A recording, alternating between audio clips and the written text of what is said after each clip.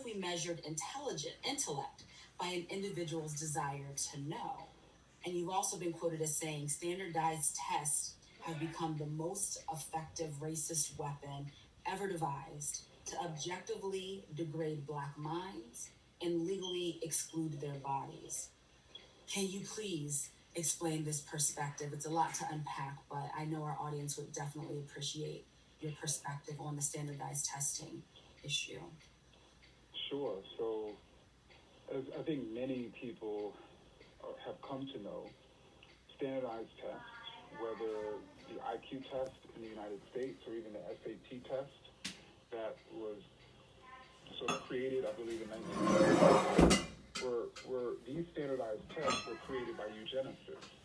And these eugenicists created these standardized tests to objectively prove that white people were by nature intellectually superior to non-white people, that Anglo-Saxon whites were by nature intellectually superior to Jewish whites and Italian and Irish Americans, that men were by nature intellectually inferior to women, Northerners, Southerners, you name the divide, the inequity.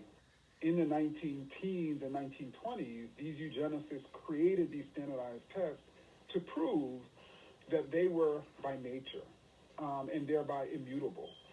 But by the 1960s, these academic achievement gaps, as they came to be known, you had scholars and even others stating that no, these tests do not actually show an academic achievement gap that's the result of nature. It's actually the result of nurture. So these people, these Black people, these poor people have been born and raised in broken cultures, in broken homes, with broken families, in broken schools, with broken teachers, but they can be fixed. So let's fix all those things, and then that will raise their sort of test scores.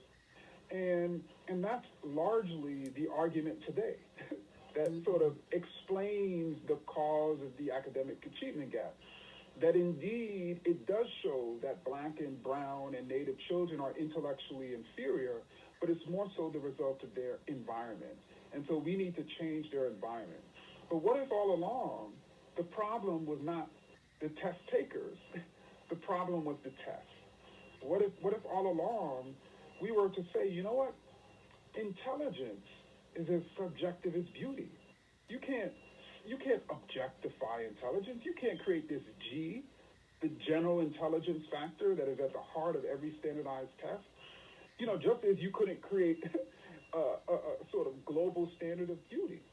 And what if we also, as you quoted me saying, if we were thinking about ways to standardize, if that's what the concern was, you know, how do we assess two different students who are in two different environments, who went to two different schools, who have two different sets of resources?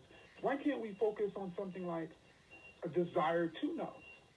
That is not pegged to wealth. That's not pegged to resources.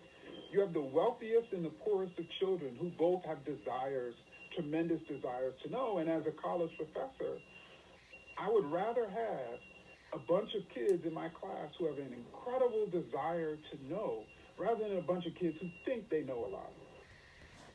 That is powerful. Thank you so much.